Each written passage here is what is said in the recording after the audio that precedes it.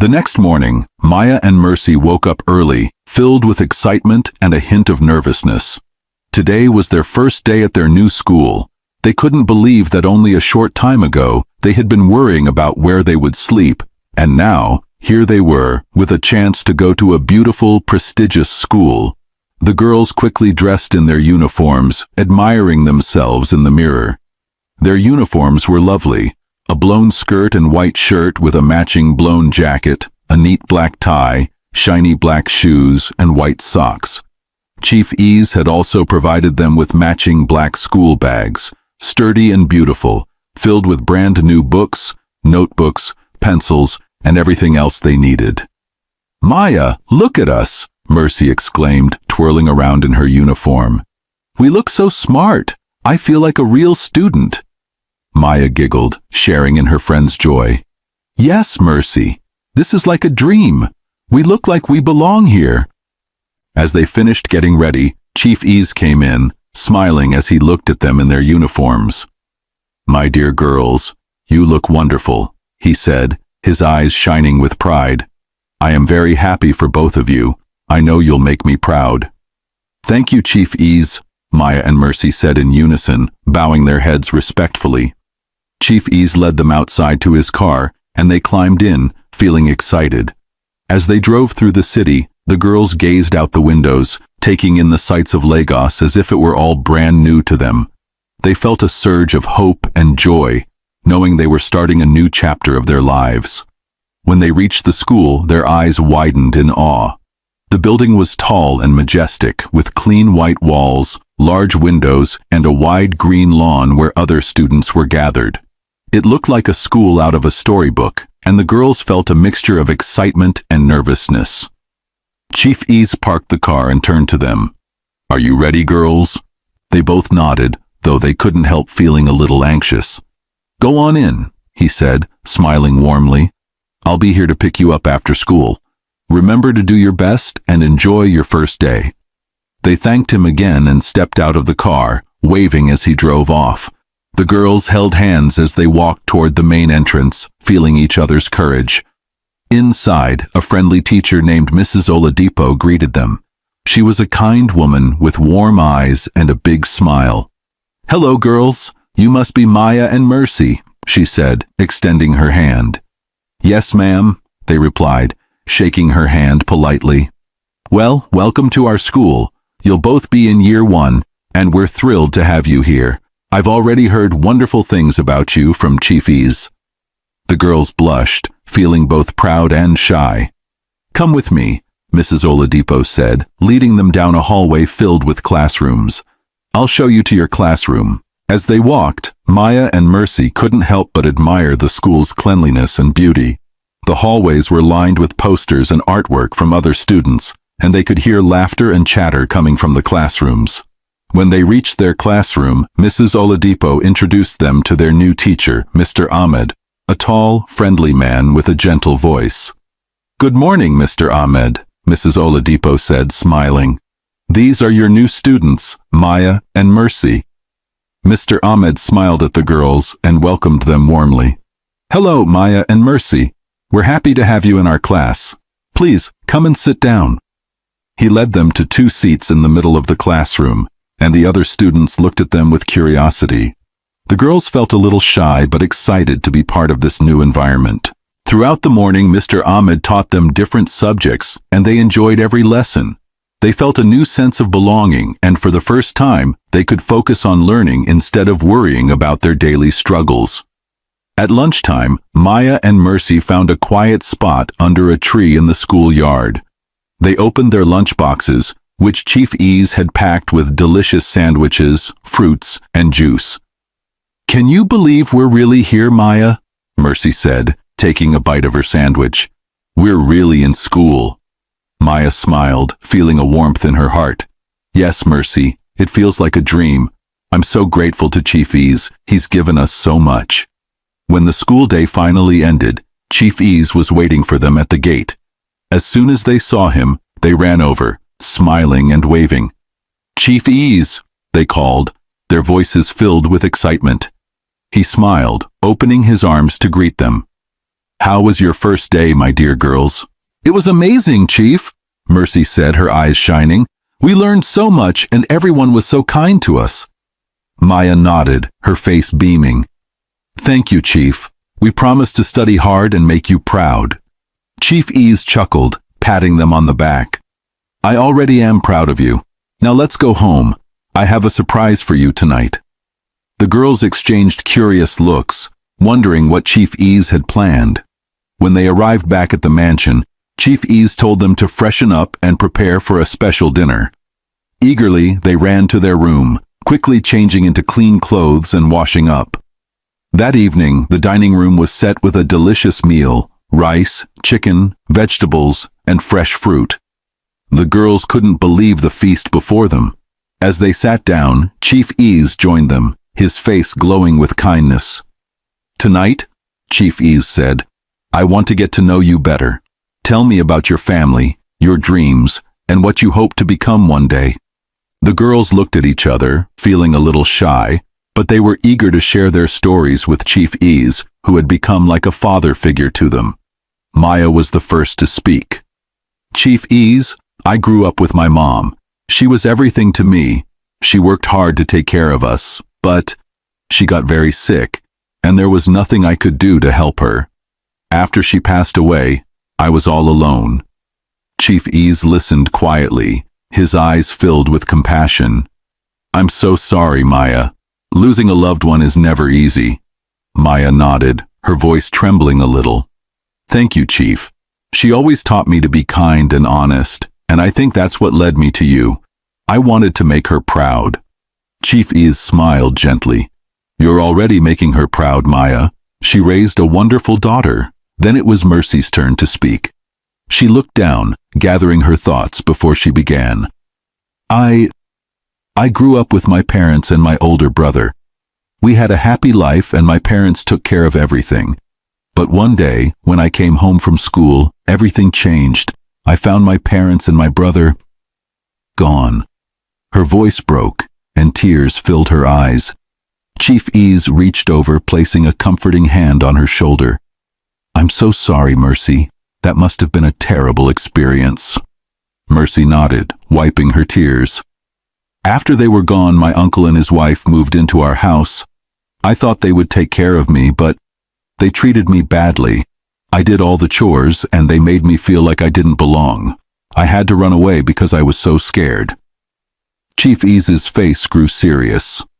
Mercy, you're safe now. I'll make sure your uncle is held responsible for his actions. No one should have to go through what you did. Mercy looked at him, gratitude shining in her eyes. Thank you, Chief. I didn't think anyone would ever care. Chief Ease nodded, his expression gentle. You're both family to me now. I'll always be here for you. The girls looked at him, their hearts full of gratitude. But Chief Ease wasn't finished. He began to share his own story. Many years ago, he began, I was a happy man with a beautiful family. I had a wife and 2 wonderful children, a boy and a girl. They were the light of my life. But one day, tragedy struck. My wife and children were returning from a trip abroad, and their plane crashed. I lost them all in one day. Maya and Mercy gasped, their hearts aching for him.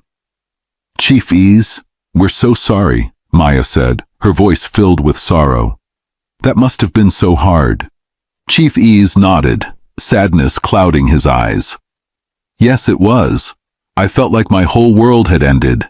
I lived in darkness for a long time, feeling lonely and broken. But now, with you two here, I feel a sense of joy again. The girls felt tears well up in their eyes. They couldn't believe the kindness Chief Ease had shown them despite his own pain. Thank you, Chief, Mercy said softly. We'll do our best to bring happiness to your life. Chief Ease smiled, his heart full of warmth. You already have, my dear girls. Now let's keep supporting each other like a true family. They all shared a moment of silence, feeling the bond between them grow stronger. As they finished their meal, Chief Ease looked at Mercy with a determined expression. Mercy, I want you to know that I'll help you recover your family's property. Your uncle and his wife have no right to take what belongs to you." Mercy's face lit up with hope. "Really, Chief? You would do that for me?" "Yes, Mercy," Chief Ez replied firmly. "I'll make sure justice is done. And you, Maya," he said, turning to her, "if there's anything you want to know about your father, I'll help you find the answers." Maya shook her head sadly. "My mom never talked about him. I don't know who he is, but thank you, Chief. Right now, I just want to focus on making my mom proud." Chief Ez nodded, understanding. "That's a wise choice, Maya. You're both very strong, and I know you'll go far." After dinner, they all felt closer, like a real family bound by love and care. Chief Ez encouraged them to rest and prepare for another day of school. As they went to their room, Maya and Mercy could hardly believe all that had happened. They put on their pajamas, climbed into their soft beds, and shared quiet laughter.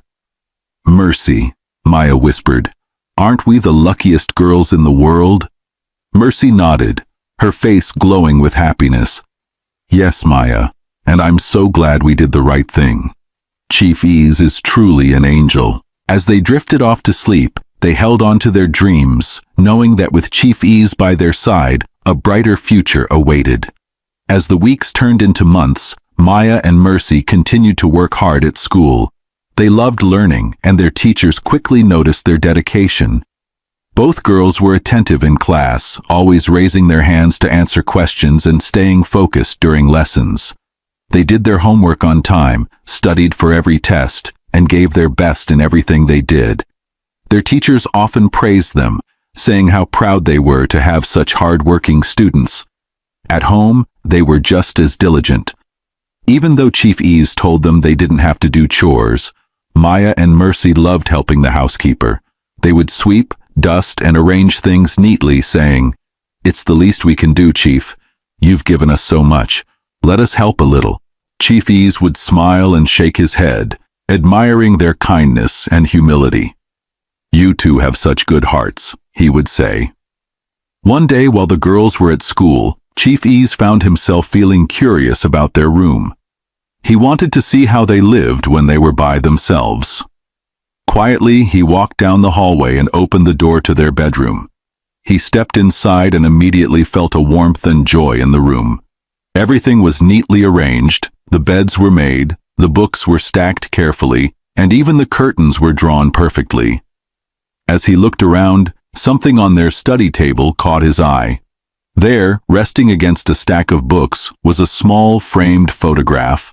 Chief Ez picked it up, and as his eyes focused on the face in the picture, he froze. It was the face of a woman he had once loved deeply many years ago. The woman in the photograph was Maya's mother. Memories flooded back, and he felt his heart tighten with shock and confusion. This can't be," he whispered, his voice trembling. 13 years ago, before Chief Ez had lost his family, he had been in a relationship with this woman. They had been very much in love, but then, one day, she had disappeared. He remembered how devastated he had felt, searching for her everywhere. He only found out later that she had left because she had discovered he was already married. She hadn't told him she was pregnant, and she had never returned to him. Chief Ez stared at the photograph, lost in thought. Could it be that Maya, his dear sweet Maya, was his daughter? His heart raced with a mixture of hope and disbelief. He sat down on a chair, still holding the photograph. He waited, feeling restless and unsure, until the girls returned from school later that afternoon.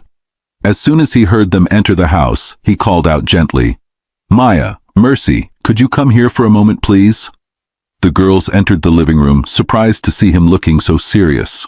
"Yes, Chief?" Maya asked, looking concerned. Chief Ez held up the photograph. "Maya," he began slowly, "this picture, this is your mother, isn't it?" Maya's eyes softened, and she nodded. "Yes, that's my mom. I always keep her photo close because she was everything to me." Chief Ez took a deep breath, his voice gentle but filled with emotion. "Can you tell me more about her, Maya? Where was she before she passed away?" Maya looked at Mercy for support, then began speaking. My mom was a strong and loving woman. She worked hard to take care of me, but we didn't have much. She never talked about my father. I don't know who he was. She was all I had. Chief Ease listened, his heart beating faster. He realized that he needed to tell her the truth, even if it was hard to believe. Maya, he said softly, his voice filled with both wonder and uncertainty. I think I might be your father. Maya's eyes widened, her mouth opening slightly in shock. Mercy, too, gasped, looking between Maya and Chief Ease. You think you're my father? Maya stammered, hardly able to believe it. Chief Ease nodded, trying to keep his emotions steady. Many years ago, I was very close to your mother. We were in love, but she disappeared suddenly. I didn't know she was pregnant, and I looked everywhere for her. I think that she left because she found out I was married at the time. Maya's heart pounded as she processed his words. I never knew my father. My mom never talked about him. Chief Ease looked at her with a mixture of sadness and hope. Maya, would you be willing to take a DNA test, just to be sure? Maya felt a wave of emotions, hope, confusion, disbelief, but she nodded. Yes, Chief. If you think it's true, then I want to know too. The next morning, they all went to the hospital to do the DNA test. The wait felt long and filled with anxiety, but Chief Easy stayed by Maya's side, comforting her as they waited for the results. Finally, a few days later, the results came back. The doctor entered the room, holding the envelope with the DNA test results. Chief Easy's hands trembled as he opened it, reading the words carefully. He looked up, tears shining in his eyes, and then turned to Maya. It's true, he whispered, his voice breaking. Maya, you are my daughter. Maya felt her heart soar with joy and disbelief. She had spent her whole life wondering about her father, and now, here he was, right in front of her. Papa, she whispered, tears filling her eyes. With tears streaming down his face, Chief Ease wrapped his arms around her, holding her tightly. Maya, my daughter, I'm so sorry I wasn't there for you. I'm so sorry for all the years we missed. They held each other, their hearts finally united as father and daughter. Mercy stood by, smiling through her tears, so happy for Maya and for the family they had found. Later that day, Chief Easy took Maya to legally change her last name. From that moment on, she was known as Maya Ease, proudly carrying her father's name. Chief Ease made a promise to himself that he would give her all the love and care he hadn't been able to give before. But there was still one more task that Chief Ease felt he needed to complete. He knew that Mercy's life had been filled with hardship, and he wanted to make things right for her as well. He decided to follow up on the story Mercy had shared about her uncle and aunt, who had taken over her family's property after her parents' passing. Mercy, he said gently, I want to help you recover your parents' property. You deserve to have what's rightfully yours. Mercy looked at him, gratitude shining in her eyes. Thank you, Chief. I don't even know where to begin. I've always felt so helpless. Chief Ease nodded.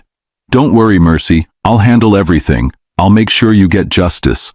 Together they went to the authorities, providing the details Mercy had shared. They traveled to her old family home, where her uncle and his wife had been living. But when they arrived, they were shocked to see the house empty and in poor condition. A neighbor approached them, noticing their surprise. Are you looking for the people who lived here? He asked.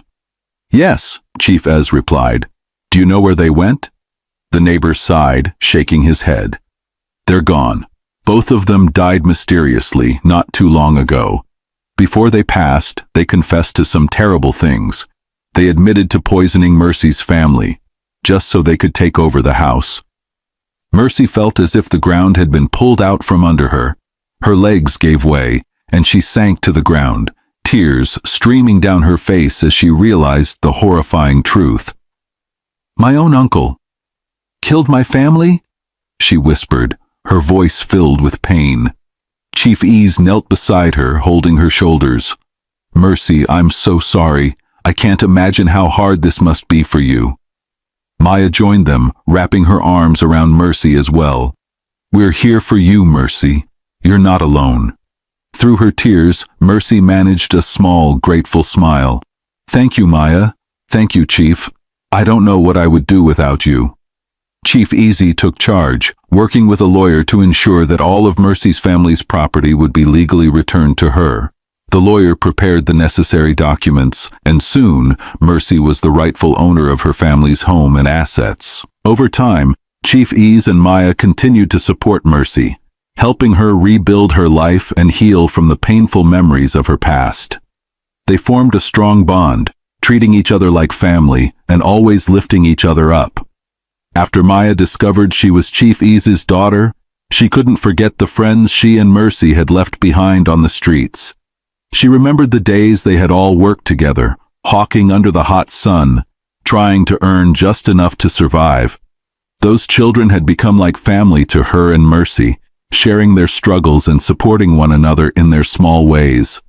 One evening, as they sat together at home, Maya turned to Chief Ease with a thoughtful look. "Papa," she said softly, "I can't stop thinking about our friends from the streets. They were like family to us when we had no one. I want to help them, just like you helped Mercy and me." Chief Ease smiled, seeing the kindness and determination in her eyes. "That's a wonderful idea, Maya. I would be proud to support you in helping those children." Mercy, who had been listening, nodded eagerly. "Yes, Chief. Those kids deserve a chance just like we had. If we can give them a better life, it would mean so much."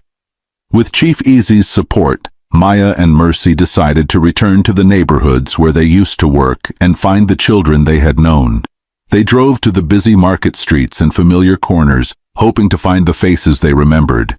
It didn't take long for some of the children to recognize them, and soon a small crowd gathered, curious and excited to see their old friends. "Maya! Mercy!" called out a boy named Toby, his face lighting up. "Is that really you? You both look so different." Maya and Mercy smiled, hugging their old friends. "Yes, Toby, it's us. We missed you all so much," Maya said warmly. The children asked them countless questions, curious to know where they had been and how they had changed so much.